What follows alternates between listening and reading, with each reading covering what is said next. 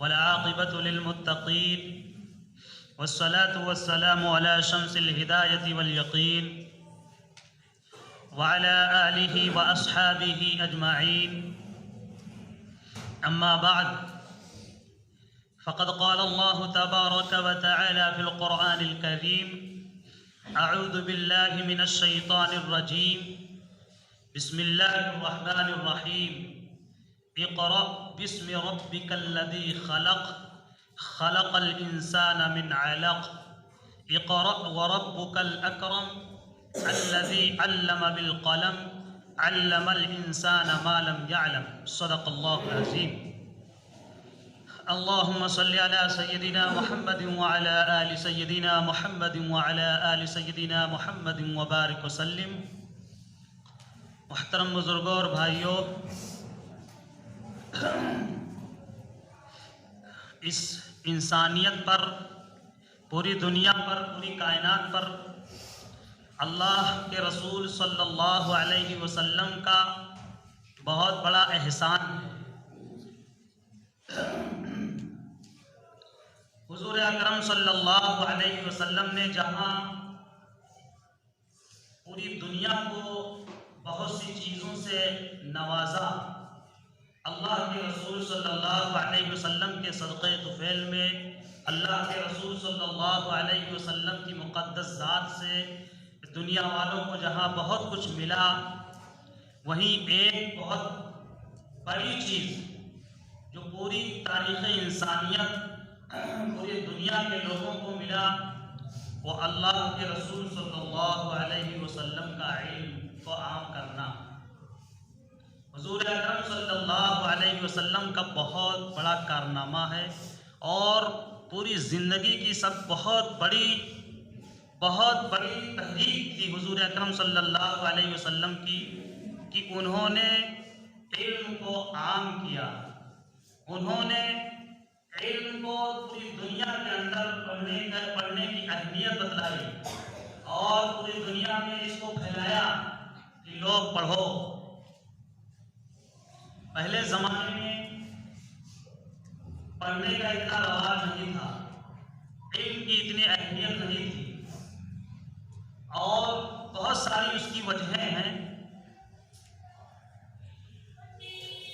اسی وجہ سے لوگ باطل عقیدوں میں پھنسے ہوئے تھے، شرک میں مبتلا تھے، رسم و رواج میں چڑھے ہوئے تھے، توہمات میں گرفتار تھے. تمام رسم و رواج اور شرکیہ اور باطل عقائد کا رد پڑھنے میں ہے. جب تک جہالت رہے گی تب تک یہ سب باطل عقائد بھی رہیں گے، رسم و رواج بھی رہیں گے اور تمام طرح کے خرافات بھی رہیں گے. لیکن اگر جہالت ختم ہو جائے اور پڑھنا آدمی شروع کر دے، پڑھے، اب علم پیدا کرے، علم کو تلاشے، تو تمام جہالت، وہ تمام جو رسومات ہیں، وہ شرکیہ عقائد ہیں، وہ سب کے سب ختم ہو جائیں گے. اسی لیے ایک انگلینڈ جرنلسٹ نے لکھا ایک کتاب میں کہ حضور اکرم صلی اللہ علیہ وسلم نے تاریخ انسانیت کے رخ کو موڑ دیا اور انسانی اقدار کو بلند کر دیا.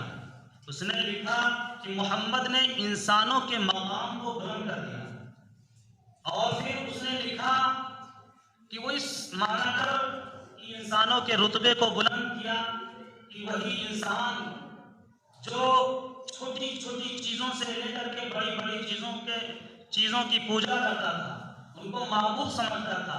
کہیں سورج کی پرستش ہو رہی ہے، کہیں چاند کی پرستش ہو رہی ہے، کہیں آگ ہے، دریا ہے، پیڑ ہے، پودے ہیں اور مختلف دیوی دیوتا لوگ بنا کے بیٹھے ہوئے تھے اور ان کو اپنا معبود سمجھتے تھے کہ یہ ہمارے معبود ہیں، ہمارے بڑے ہیں، یہ پاور والے ہیں، یہ طاقت والے ہیں، ان سے ہمیں یہ ملتا ہے، یہ نفع نقصان کے مالک ہیں. اور اس مانا کہ انسان اس کے سامنے جھکتا تھا، اپنے سر کو جھکاتا تھا، ان کی تعریف کرتا تھا، بھکتی کرتا تھا اور اس طرح سے وہ اپنے کو وہ خدا سمجھ، وہ انسان خدا سمجھ کر کے اس کے سامنے جھکتا تھا، ذلیل کرتا تھا. لیکن یہ रसूल सल्लल्लाहु अलैहि वसल्लम की बरकत है कि हुजूर अकरम सल्लल्लाहु अलैहि वसल्लम की जब बिअसत हुई, दुनिया में तशरीफ लाए, तो हुजूर अकरम सल्लल्लाहु अलैहि वसल्लम ने फरमाया कि ये तुम्हारे देवी देवता और ये तुम्हारे जो माबूद, ये तुम्हारे माबूद नहीं है, तुम्हारे खुदा नहीं है, देवी देवता नहीं है, ये सब झुकाने के लायक नहीं है, बल्कि ये तमाम कायनात की जो चीज़ें हैं वो अल्लाह तबारक व तआला ने इंसानों के फ़ायदे के लिए इनको बनाया है, ये सब तुम्हारे लिए फ़ायदे की चीज़ है। ये कुरान ने बतलाया, नबी अकरम सल्लल्लाहु अलैहि वसल्लम ने बतलाया लोगों को। तो इंसानों ने फिर उसमें कोशिश करी, मेहनत करना शुरू की कि ये जब हमारे फ़ायदे के लिए है, तो उसने सैयारों में मेहनत की, सितारों में मेहनत की, सूरज और चाँद पे उसने मेहनत की, बड़े बड़े पहाड़ और बड़े बड़े मादियाती चीज़ों पर उसने मेहनत करना शुरू की कि किस तरह से इसमें हमारा फ़ायदा है। और जिस तरह से इंसानों ने जब मेहनतें करना शुरू की, उनको माबूद झुटला करके ये हमारे देवी देवता हमारे माबूद नहीं हो सकते हैं, फिर उसने जब ये कोशिश की, मेहनत की और उसमें अपने फ़ायदे वाली चीज़ों को तलाशना जब शुरू किया इंसानों ने, तो इंसान इतना तरक्की कर गया और साइंस की दुनिया में इंसान ने वो तरक्की किया कि आज हम देख रहे हैं कि हम साइंस कितनी तरक्की पे है और कितने नए नए इजादात इंसान ने कर लिए हैं। ये कुरान की बदौलत है, ये नबी अकरम सल्लल्लाहु अलैहि वसल्लम की बरकत से ये सब चीज़ें नसीब हुई।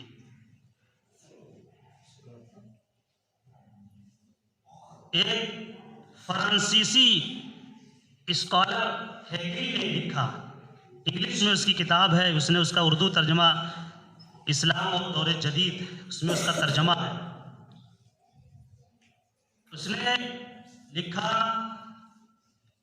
कि मोहम्मद ने दुनिया में आकर के जो बहुत बड़ा काम किया वो ये किया कि मोहम्मद सल्लल्लाहु अलैहि वसल्लम ने इल्म को आम किया और इल्म को मुफ्त किया। पहले ज़माने का क्या हाल था? पहले ज़माने में पढ़ना पढ़ाना नहीं था, बहुत मखसूस था। और मनुस्मृति में लिखा है, इसकी दो वजह थी। इल्म हासिल न करने की दो वजह थी कि लोग क्यों नहीं हासिल करते थे, क्यों नहीं पढ़ते थे। इसकी दो वजह थी। पहली वजह ये थी कि लोग तबक़ात में बटे हुए थे, बिरादरियों के कबीले में, खानदान में बटे हुए थे, जिससे आप बटे हुए।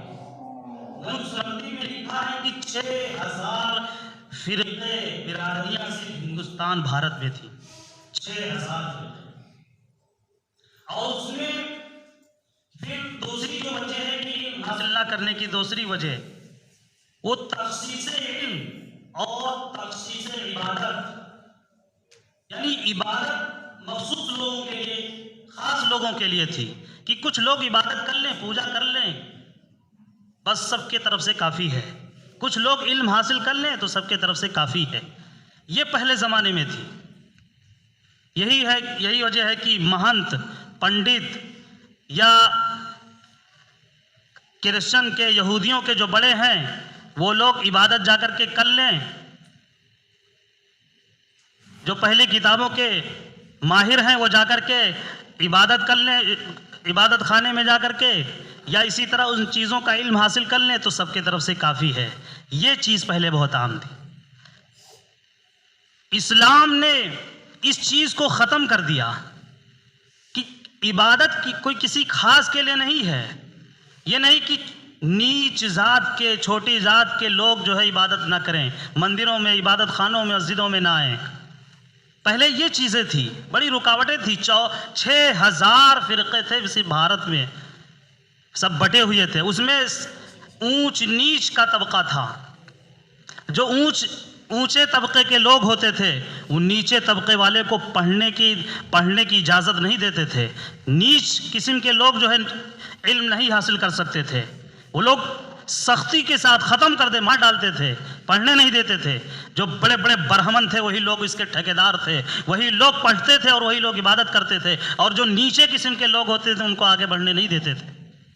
इस्लाम ने एक कारनामा अंजाम दिया कि जब इस्लाम, अल्लाह के रसूल सल्लल्लाहु अलैहि वसल्लम ने ऐलान किया कि अब तुम में से कोई छोटा बड़ा नहीं है, कोई किसी को कोई फौकियत नहीं है, बल्कि कुरान ने तो ये फरमाया खलक़ल इंसान मिन अलक़, कि انسان کو اللہ تبارک و تعالیٰ نے ایک چپکنے والے خون کے لوتھڑے سے پیدا کیا، پوری دنیا کے انسان اسی خون کے لوتھڑے سے پیدا ہوئے ہیں، کوئی بڑا نہیں ہے، کوئی چھوٹا نہیں ہے، ایسا نہیں کہ کوئی ماں کے پیٹ سے نہیں پیدا ہوا ہے، بلکہ وہ سر سے پیدا ہوا ہو، پیٹ اور پیٹھ سے پیدا ہوا ہو، بلکہ اسی جگہ سے سب کوئی پیدا ہوا ہے۔ یہ تو دنیا میں آ کر کے اس لوگوں کی سوچ اور مزاج بدل جاتا ہے کہ کوئی اپنے آپ کو بڑا سمجھتا ہے، کوئی چھوٹا سمجھتا ہے۔ اللہ تبارک و تعالیٰ نے صاف فرمایا کوئی چھوٹا اور بڑا نہیں ہے، سب کے سب برابر ہیں انسانیت کے اعتبار سے۔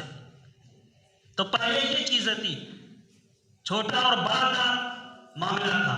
بڑے لوگ علم حاصل کرتے تھے، عبادت کیا کرتے تھے، چھوٹے لوگوں کو مندروں کے اندر گھسنے نہیں دیتے تھے اور نہ ان کو علم حاصل کرنے دیتے تھے۔ اس چیز کو اسلام نے ختم کیا،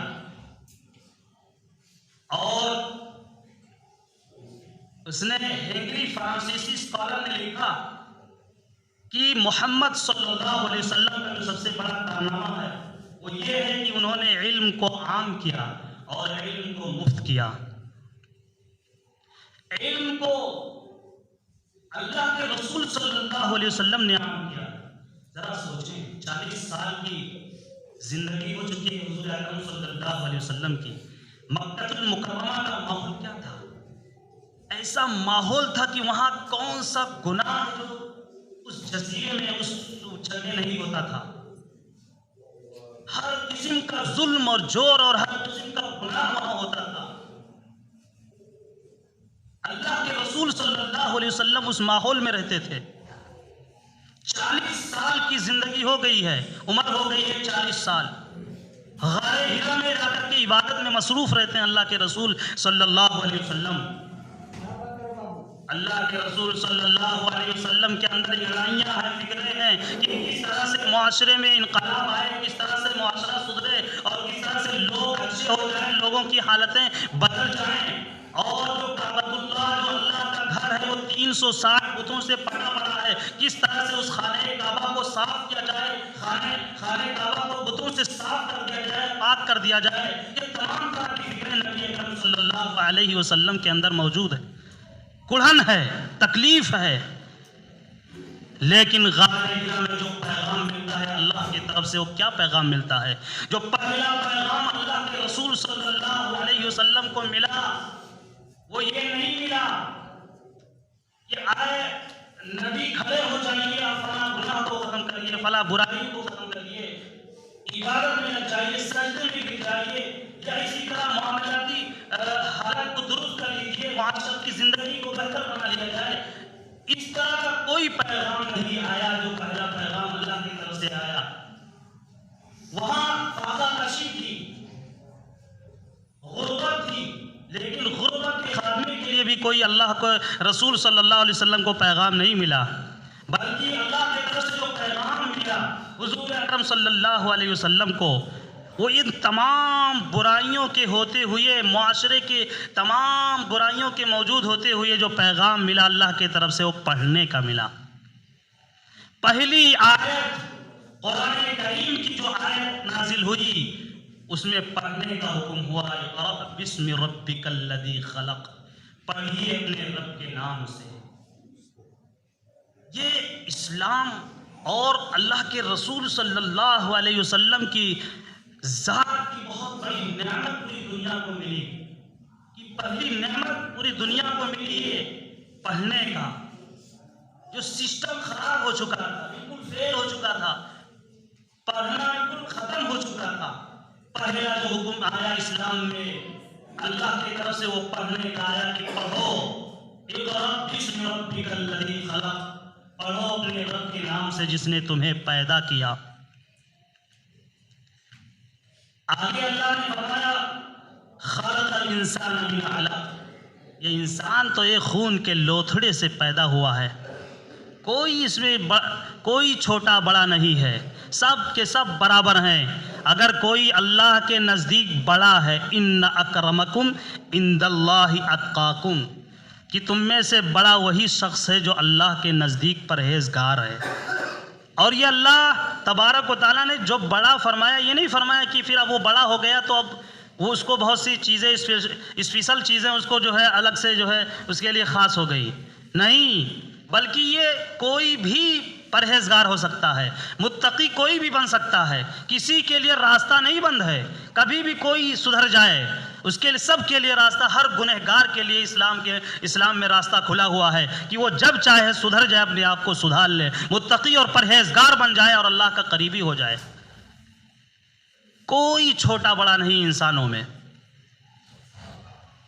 اقرأ وربک الاکرم، اللہ تبارک و تعالیٰ نے فرمایا کہ پڑھو اپنے اس رب کے نام سے جو تمہارا پروردگار اکرام والا ہے، عزت والا ہے۔ تم میں بڑا عزت والا کوئی نہیں ہے، بڑا عزت والا پروردگار ہے۔ ہر طرح کی عزتوں کا سب سے زیادہ لائق اور ہر طرح کا اکرام کے لائق اللہ تبارک و تعالیٰ کی ذات ہے۔ الذی علم بالقلم، جس نے سکھلایا قلم کے ذریعے۔ علم الانسان ما لم، جو نہیں جانتا تھا انسان، اللہ تبارک و تعالیٰ نے اس چیز کو بتلایا۔ حضور اکرم صلی اللہ علیہ وسلم کی بہت بڑی خوبی ہے، بہت بڑا کمال ہے کہ اللہ کے رسول صلی اللہ علیہ وسلم کسی کے پاس پڑھنے نہیں بیٹھے، کسی سے علم نہیں حاصل کیے اور کہیں جا کر کے کسی سے کچھ نہیں پڑھا۔ یہ اللہ کے رسول کا کمال ہے۔ اگر اللہ کے رسول صلی اللہ علیہ وسلم کسی کے پاس جا کر کے پڑھتے، علم حاصل کرتے، تو آگے چل کر کے دنیا والوں کو کہنے کا یہ موقع مل جاتا کہ نبی تو خود جا کر کے کسی کے پاس بیٹھ کے پڑھے تھے، علم حاصل کیے تھے، اس لیے انہوں نے دنیا کو جو بہت بڑا پیغام دیا، بہت بڑے علم کا جو ایک دریا بہا اور تمام طرح کے علوم و نبوت کے سر چشمے جو بہے، وہ اللہ کے رسول صلی اللہ علیہ وسلم کا کیا کمال تھا، انہوں نے خود جا کر کے کسی کے پاس پڑھا۔ یہ اللہ تبارک و تعالی نے اپنے محبوب نبی کے کمال کو بلند کیا کہ اللہ کے رسول صلی اللہ علیہ وسلم کسی کے پاس پڑھنے نہیں گئے، کسی سے کچھ نہیں سیکھا، کسی سے کچھ نہیں حاصل کیا، بلکہ اللہ کے رسول صلی اللہ علیہ وسلم پر اللہ کے طرف سے ڈائریکٹ علم کا جو ہے ایک سلسلہ شروع ہوا اور اعلان ہو گیا کہ اب اعلان کر دیجئے، لوگوں میں عام کر دیجئے کہ آپ پڑھنا شروع کریں، اس لیے کہ پوری انسانیت کی تاریخ کے پنہ پلٹنے والا ہے۔ اب آج کے بعد سے یہ اس پڑھائی اور ایجوکیشن کا سسٹم شروع ہونے والا ہے، پوری دنیا میں اب ایجوکیشن عام ہوگا اور علم کو پڑھا جائے گا، اس کو عام کیا جائے گا۔ اس سے پہلے عام نہیں تھا، بلکہ فرعونیوں کے دور میں 1500 سال تک انسانوں کو وہاں کے جو سوریہ منش کے لوگ تھے وہ کہتے تھے ہم سورج کے بندے ہیں، ہمارا معبود، ہمارا خدا سورج ہے، تو وہ سورج سب سے بڑا ہے، اس لیے ہم لوگ بھی بڑے ہیں اور ہم لوگ حکومت اور حکمرانی کے ہم ہی لوگ لائق ہیں، اور اس کے علاوہ جو جتنے لوگ تھے وہ سب کے سب غلام ہیں، ہمارے نوکر ہیں، ہم سے نیچے ہیں، وہ سب کو سب غلام بنا کر کے اپنا نوکر بنا کر کے وہ لوگ رکھتے تھے اور کسی کو پڑھنے کا کوئی حق نہیں دیتے تھے، کوئی پڑھ نہیں سکتا تھا، کوئی عبادت نہیں کر سکتا تھا، مندروں میں عبادت خانوں میں کوئی نہیں آ سکتا تھا۔ یہ 1500 سال تک چلتا رہا، یہ اس وجہ سے کہ ان کو جاہل رکھا گیا۔ یہ کہا گیا ہے کہ جو لوگ جاہل رہیں گے، جو نہیں پڑھیں گے، وہ تمام طرح کے رسومات توہمات میں مبتلا رہیں گے، تمام چیزوں میں پھنسے رہیں گے، لیکن اگر وہ پڑھنے لگے اور علم حاصل کریں تو وہ تمام برائیوں سے نکل سکتے ہیں، تمام شرکیہ عقائد، باطل عقائد سے نکل سکتے ہیں۔ اس لیے بہت سے لوگ روکتے ہیں کہ ہماری قوم جاہل ہی رہے تو بہتر ہے، پڑھ لے گی تو پتہ نہیں کیا بن جائے گی، کہاں چلی جائے گی، کیا ترقی کر جائے گی۔ اس لیے پڑھنے کو اللہ کے رسول صلی اللہ علیہ وسلم نے عام کیا، یہاں تک کہ عام کیا کہ بدر میں جو 70 قیدی قید ہو گئے تھے، وہ کتنے خطرناک قیدی تھے کہ وہ جنگ کرنے نبی سے آئے ہوئے تھے لیکن گرفتار ہو گئے۔ اللہ کے رسول صلی اللہ علیہ وسلم نے ان قیدیوں کے سلسلے میں کیا فرمایا؟ کتنے گھاتی قیدی تھے۔ فرمایا کہ ان میں سے جو لوگ پڑھنا جانتے ہیں وہ 3-4 ہمارے ساتھیوں میں پڑھا دیں اور وہ یہاں سے آزاد ہو جائے۔ اللہ کے رسول صلی اللہ علیہ وسلم نے ان قیدیوں کو پڑھانے کے بدلے میں ان کو آزاد کر دیا کہ 3-3 4-4 کو جتنے لوگوں کو پڑھا سکے پڑھائے اور یہاں سے چلے جائیں، آزاد ہو جائیں۔ اللہ کے رسول صلی اللہ علیہ وسلم نے اتنا عام کیا علم کو کہ یہ پڑھنا پڑھانا اتنا اہم ہے کہ اس کے بدلے میں قیدی آزاد کیے جا سکتے ہیں۔ یہی نہیں، طلب العلم فریضۃ علی کل مسلم فرمایا کہ علم کا حاصل کرنا ہر مسلمان پر فرض ہے۔ اطلب العلم من المہد الی اللحد فرمایا کہ علم کو تلاشو، اگر ماں کے گود سے لے کر کے قبر میں جانے تک تمہاری جو زندگی ہے پوری زندگی علم کے طلب میں رہو، طالب علم بن کر رہو۔ اطلب العلم ولو بالصین، اللہ کے رسول صلی اللہ علیہ وسلم نے فرمایا کہ اگر تمہیں چائنا، چین، جاپان جانا پڑے اگر علم حاصل کرنے کے لیے تو وہاں کا بھی سفر کرو، جاؤ علم حاصل کرو۔ یہ اللہ کے رسول صلی اللہ علیہ وسلم کا بہت بڑا کارنامہ تھا جو انسانیت کی تاریخ کو دیا گیا اور اللہ کے رسول سے پوری انسانوں کو ملا۔ اسی کو فرانسیسی اسکالر ہینگری نے لکھا کہ محمد کا جو سب سے بڑا کارنامہ ہے وہ یہ کارنامہ ہے کہ انہوں نے علم کو عام کیا اور علم کو مفت کیا۔ اس نے دو لفظ کہا، علم کو مفت کیا۔ یہ جو آج بزنس بن گیا ایجوکیشن، یہ 1000 سال تک وہی سلسلہ چلتا رہا۔ 450 سال سے لارڈ میکالے، یہ انگریز پارلیمنٹ کا ایک رکن تھا، اس نے پورے بھارت کا دورہ کیا اور جائزہ لیا کہ کس طرح سے یہاں کرسچینٹی کو پھیلایا جا سکتا ہے، کس طرح سے ویسٹرن کلچر کو یہاں لاگو کیا جا سکتا ہے۔ اس نے جائزہ لیا بہت گہرائی سے، تو اس نتیجے پر پہنچا، اس نے جو رپورٹ دیا کہ یہاں جو تعلیمی سرگرمیاں ہیں وہ بہت زبردست ہے، بہت علم عام ہے، پڑھنا بہت عام ہے، تو جس کی وجہ سے ہمارے دام فریم میں نہیں آ سکتے ہیں۔ ایسا سسٹم یہاں بنایا جائے کہ یہاں ایجوکیشن میں 2 پارٹ کر دیا جائے، ایک قرآن کا علم، اللہ کا علم، اور ایک دنیا داری اور ذریعہ معاش کا علم، پیسہ کمانے کا علم، اور اس کے ذریعے سے بڑے بڑے یونیورسٹیز، کانوینٹ کے اسکول، آکسفورڈ، کیمبرج اور طرح طرح کی اسکولز کھولے جائیں اور اس میں یہ ایجوکیشن لاگو کیا جائے۔ اس طرح سے ہم ان کے ذہن، دل و دماغ کو بدل دیں گے اور بغیر کچھ تبلیغ کیے، بغیر کچھ کہے یہ ہمارے طرف آ جائیں گے۔ یہ اس نے رپورٹ تیار کے نتیجہ دیا کہ اس طرح سے محنت کرنے کی ضرورت ہے۔ چنانچہ اس پر وہ لوگ کام کیے اور ان کا نعرہ تھا انگریزوں کا، اس نے نعرہ یہ دیا کہ ہم بھارت میں کالے انگریز پیدا کر کے دم لیں گے، کالے انگریز ہم پیدا کریں گے۔ شکل و صورت کے اعتبار سے تو وہ ہندوستانی رہیں گے، لیکن سوچ مزاج کے اعتبار سے پورے طور پر وہ ہمارے انگریز ہوں گے، ہماری انگریز کی سوچ رکھیں گے۔ اور اس نے اس پہ محنت کی اور اس کو ایک بزنس بنا دیا۔ حالانکہ اللہ کے رسول صلی اللہ علیہ وسلم نے علم کو مفت کیا۔ علم کا کوئی بدل ہو ہی نہیں سکتا، پڑھانے کا کوئی بدلہ دے ہی نہیں سکتا۔